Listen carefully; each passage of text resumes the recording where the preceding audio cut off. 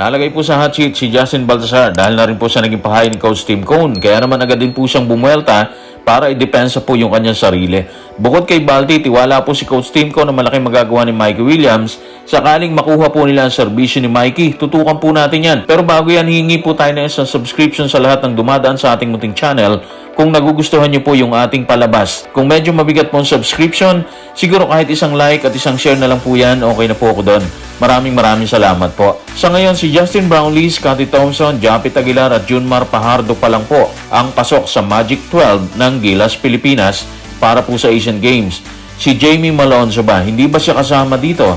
So, tingnan po natin ang sinabi ni Coach Tim Cone sa report ng The Manila Times. Mukhang makikiusap muna siya na hindi sumama para sa Asian Games. Marami pa kasi siyang sakit sa katawan. Si Jamie Malonzo po ay kasama sa hanay ng Gilas na nauna na pong inilista bago pa man po bumaba ang dating coach na si Coach Chot Reyes.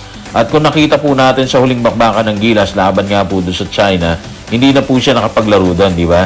So, ibig sabihin, noong mga time na yon, medyo hindi na po maganda yung katawan ni Jamie Malonzo. Medyo hindi na po fit para maglaro. Kaya siguro, hindi na po tayo nagulat nung sinabi ni Coach Tim Cone na baka makiusap muna si Jamie Malonzo. Deserve naman niya actually ang magpahinga muna, di ba? Bukod sa apat na nauna nang inilabas ni Coach Tim Cone na posibleng pangunahan ng Gilas Pilipinas, desidido po si Coach Tim na kumuha ng players dito sa PBA. Ano ang tila naging pangako ni Coach Tim Cone sa pagkuha ng players para po sa Asian Games? Ito po ang sinabi ni Coach Tim dito po sa One Sports. Kukunin namin ang pinakamahuhusay na players na available at susubukan nating gawin silang pinakamahusay na kupunan. Marami pa naman sila dyan na pwedeng maglaro sa PBA, di ba? So dito pa lang po sa linyahan ni Coach Tim Cone na kukuhanin niya yung mga best players. Makikita na po natin na dedicated siya na ayusin ang kupunan ng Gilas na sasabak nga po dito sa Asian Games na gaganapin po dito sa China. Handa siyang bigyan ng magandang laban ng Jordan, Bahrain, and Thailand na nasa grupo po natin at kalaunan siguro kung papalarin, di ba? Makapasok po tayo sa susunod na stage ng competition dito sa Asian Games. Base siya naging pahayag ni Coach Tim Cone, may target siya na posibleng magbigay ng malaking impact po sa Gilas eh. Sinong tinutukoy ni Coach Tim Cone? Ito po ang sinabi ni Coach dito sa report ng Manila Bulletin. Isa sa mga player na pinag-uusapan natin ay walang iba kung hindi si Mikey Williams. Kilala nyo naman siya, di ba? Pwede siya maging impact player sa atin. Doon tayo sa impact player, ha?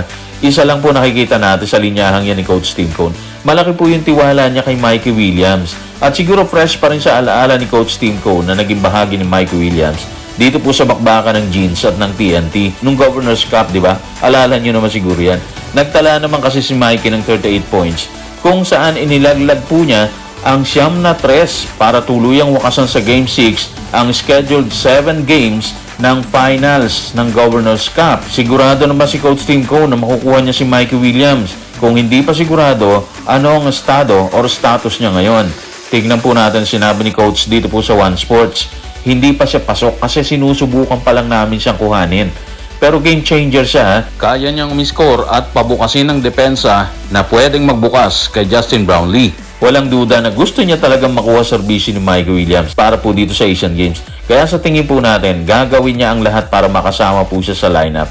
At kung sakali magtagumpay si Coach Tim Cone na makuha si Mikey, dagdag kumpiyansa po yun kay Coach kasi alam niya malaki po ang bala na madadala niya dito sa China. Kung target ni Coach Tim Cone si Mikey, isa naman si Brandon Ganuelas Roser sa mga players na nauna nang naitala noong July para sa Asian Games.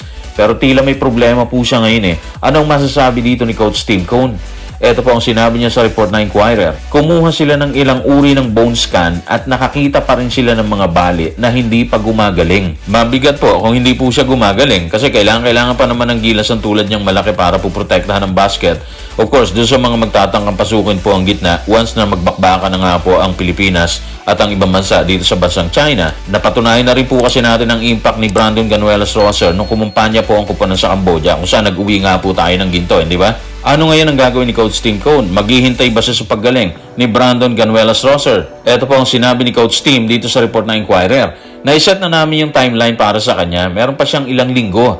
So gusto namin siyang makuha talaga. Hopefully mag-recover po ng maaga si BGR para makasama siya sa Gilas kasi malaki talaga magagawa niya sa kupunan eh, no? Patunay po yung sinabi ni Coach Tim na gusto namin siyang makuha. Ibig sabihin, maganda yung nakikitang potential kay BGR kasama ang iba pang pipiliin ni Coach Tim Cone dito sa Gilas, Pilipinas. Walang dudang kailangan natin ng big sa roster ng Gilas, di ba? Doon kasi tayo kulang eh. At dyan pumapasok ang usapin tungkol naman kay Justin Baltasar. Ano ang take ni Coach Tim Cone sa issue kay Justin Baltasar?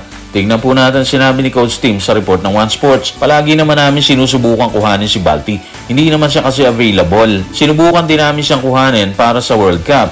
Sinubukan namin talaga na makuha siya para sa World Cup. Agree naman po lahat na malaki po yung naitulong sana ni Balti sakaling nakasama po siya sa hanin ng Gilas na sumabak po dito sa World Cup at maaaring nakita po nilang malaking threat talaga si Balti sa mga kalaban.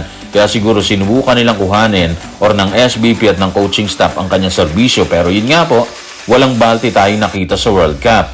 Sa palagay ba ni Coach Tim Cone, nagpakita ng interest si Balti nung time na kinukuha nila to? Ito ang sinabi ni Coach Tim sa One Sports. Isa siya sa mga player na gustong-gusto namin talaga pero hindi siya available eh. Hindi siya nagpakita ng interest sa amin. Matindi po yung interest talaga, no? Pero sa totoo lang hindi natin alam yung totoong story ng kwento na to. Kaya umaasa tayo na merong maganda pang mangyayari matapos po ang mga revelation ito ni Coach Tim Cone. Kasi maraming naniniwala na may magagawa talaga si Balti dito sa Gilas, Pilipinas. At dahil sa isyong zero interest, nagsalita na po si Justin Baltasar. Anong masasabi niya sa revelasyon ni Coach Tim Cone? So tingnan po natin ang sagot ni Justin Baltasar sa report ng Spin. Sobra po akong nasaktan dun eh.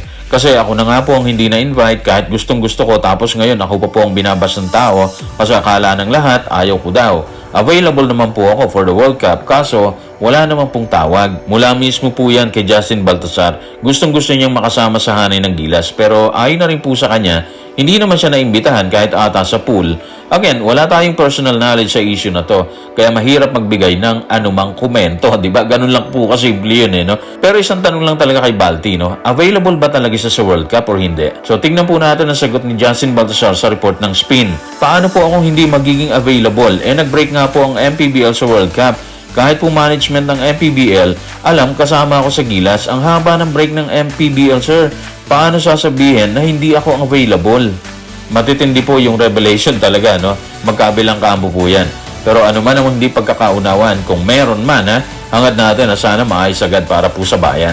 At kung gusto talaga na magkabilang kampo na makatulong sa sambayanan sa pamamagitan po ng Gilas, Pilipinas, may panahon pa naman para magkita sa gitna at plansyahin siguro yung gusot kung meron, Kulang tayo sa tao ngayon, bunga po ng injury at commitment ng mga player overseas, katulad po ni AJ Edu, Renz Abando, Dwight Ramos, at iba pa. Kaya sana maging maayos ang resulta ng anumang issue meron ngayon sa pagitan nila Coach Tim Cone at Justin Baltasar.